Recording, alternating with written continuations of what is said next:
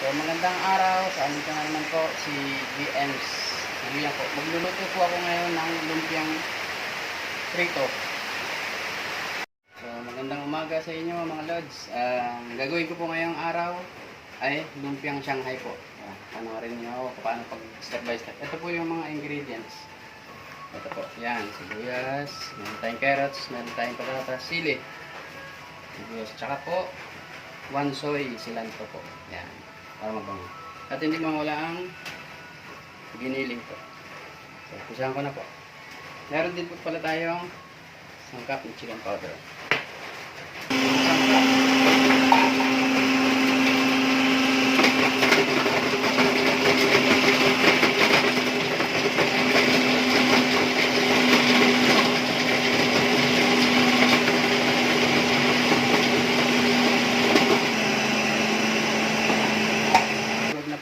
Nadurog na po natin lahat ng gulay. So, sangkap.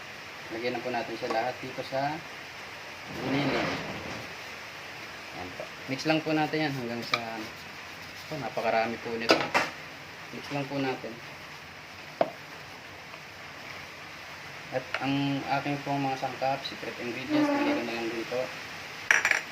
At ang chicken powder po. Ang sangkap karita lang po.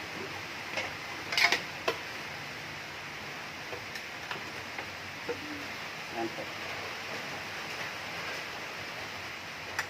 Mix lang po natin ng i-mix hanggang ano na po yung sangkap niya at saka sa giniling po.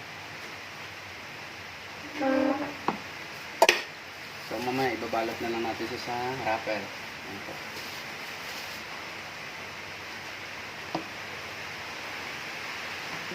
So ayan po, na-mix ko na po lahat ng sangkap.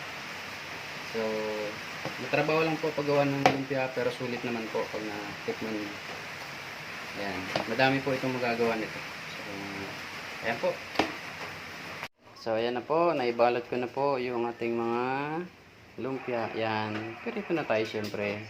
Para meron na tayong pangkain. So, marami pa po akong natira na ibabalot pa. Pirito na tayo. Ayan, dito na tayo. Lagyan natin ng mantika.